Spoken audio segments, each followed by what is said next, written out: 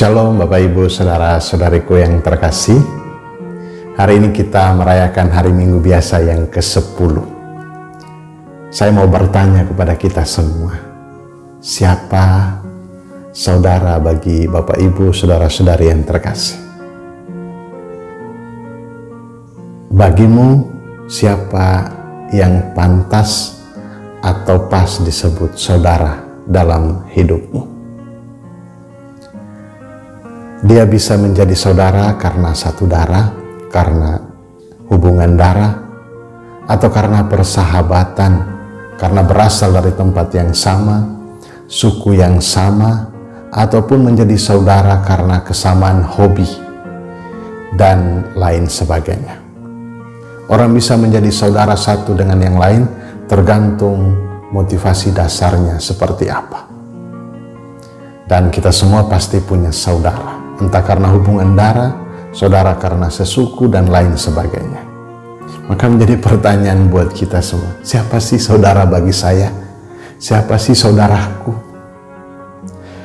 Bapak Ibu Saudara-saudari yang terkasih, hari ini Yesus juga bertanya dalam Injil yang kita dengarkan pada bacaan hari ini. Siapakah saudaraku laki-laki dan siapakah saudaraku perempuan? Ketika orang-orang datang mengatakan bahwa saudaramu di luar mencari engkau. Maka dalam Injil kita mendengarkan bahwa saudara bagi Yesus, saudara dalam iman, itu bukan sekedar ikatan darah, bukan sekedar hubungan darah. Lalu siapa saudara yang kita mau ikuti atau mau mengerti tentang siapakah saudara itu? Sabda Tuhan dari bacaan pertama sampai dengan Injil mau mengatakan kepada kita semua, siapa sih saudara dalam iman? Siapakah saudara yang dikatakan oleh Tuhan saudara laki-laki dan saudara perempuan? Dalam permenungan saya menemukan ada 4 saudara, pemahaman saudara sebagaimana dikisahkan dalam bacaan pertama sampai dengan bacaan Injil. Yang pertama adalah mereka adalah saudara adalah orang-orang yang taat pada perintah Allah. Orang yang taat akan membuat pilihan hidup yang sejalan dengan apa yang diajarkan oleh Allah. Sebaliknya, siapa yang memilih jalan sendiri, maka ia akan jatuh dalam dosa.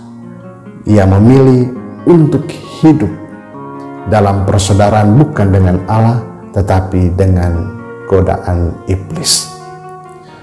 Dan dalam bacaan pertama itu dikatakan, Allah telah memberikan segalanya untuk Adam dan Hawa kecuali pohon terlarang. Namun mereka tidak setia dan memilih mengambil jalan sendiri dengan makan buah terlarang setelah digodai oleh iblis. Namun Allah tetap mengasihi mereka. Allah bertanya, di manakah kalian? Maka ular yang menggoda manusia tadi menghantar orang untuk hidup dalam dosa, kemudian ditaklukkan oleh kerahiman ilahi Allah lewat putranya sendiri. Atau dikatakan keturunan Hawa akan menginjak kepala ular itu. Lalu saudara yang kedua adalah mereka yang melayani dengan sungguh-sungguh. Paulus dalam bacaan kedua dikisahkan sebagai seorang rasul yang rela menderita, rela mengalami penganiayaan demi mewartakan Injil. Ia tidak memperhatikan soal seberapa menderitanya dia, karena ia berfokus pada pelayanan agar semakin banyak orang percaya dan mengenal Kristus yang bangkit. Ia percaya bahwa pelayanannya akan mendapat kemuliaan kekal oleh Allah, dan ia pun meyakini bahwa kerja dan pelayanan bukan untuk kebahagiaan saat ini saja, tetapi juga untuk kebahagiaan kekal. Maka dia katakan, kemah sementara ini, kemah di dunia ini akan segera dibongkar dan diganti dengan kemah ilahi. Yang ketiga adalah menjadi saudara adalah mereka yang percaya pada Roh Kudus. Orang-orang yang percaya pada Roh Kudus akan insaf dan berbalik kepada Allah. Mereka percaya pada penyertaan Roh Kudus dan hidup menurut ajaran Tuhan, hidup dalam kebenaran. Roh Kudus membantu mereka semua untuk bertobat dan mengenal kasih Allah. Karena itu Yesus mengatakan bahwa orang-orang yang melawan Roh Kudus adalah dosa yang berat dan tidak akan diampuni selama-lamanya. Lalu kita bertanya, dosa melawan Roh Kudus itu kenapa tidak bisa diampuni? Dosa melawan Roh Kudus tidak dapat diampuni karena dengan menolak Roh Kudus, ia menolak kebenaran dan menolak kasih Allah, serta menolak pengampunan dari Allah. Maka tidak mungkin diampuni baik di kehidupan sekarang maupun yang akan datang. Yang keempat, saudara adalah mereka yang melakukan kehendak Allah. Orang yang mendengarkan sabda Tuhan, merenungkan dan melakukannya dalam hidup adalah saudara dalam iman. Itulah yang ditegaskan oleh Yesus ketika ditanyai oleh banyak orang. Ia melakukan semua kebaikan, pilihannya terarah pada kebenaran karena sejalan dengan perintah Allah dan bukan karena hubungan darah dan lain sebagainya.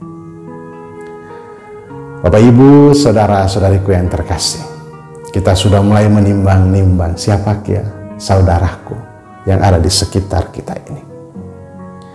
Untuk menjadi saudara dalam iman, maka perlu hidup dalam persekutuan dengan Allah dan tidak bisa mengandalkan diri sendiri. Karena kita akan mudah jatuh dalam godaan, mudah jatuh dalam belenggu iblis. Dalam perjalanan waktu, ada saja orang atau hal yang berusaha menghancurkan ikatan persaudaraan iman kita dengan Allah.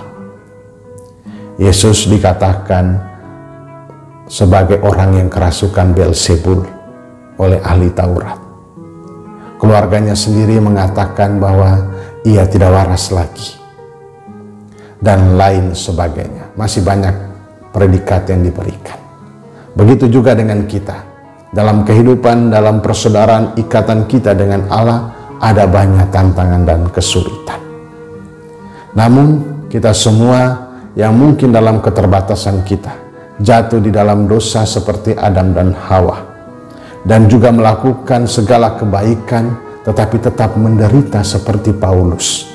Maka lalu kita bertanya-tanya tentang kasih persaudaraan dalam iman kepada Allah.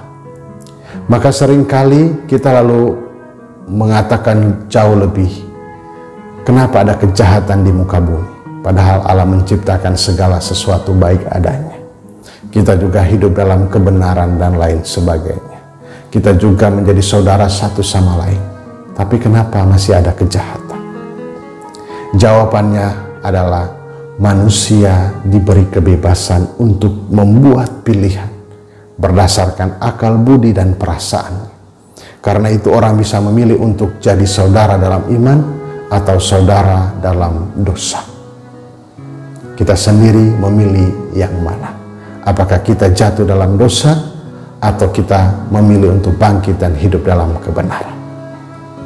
Saudaraku, kalau kita hidup dalam kasih persaudaraan dengan Allah, maka kita pun menjadi saksi cinta Allah dengan menjadi saudara satu sama lain.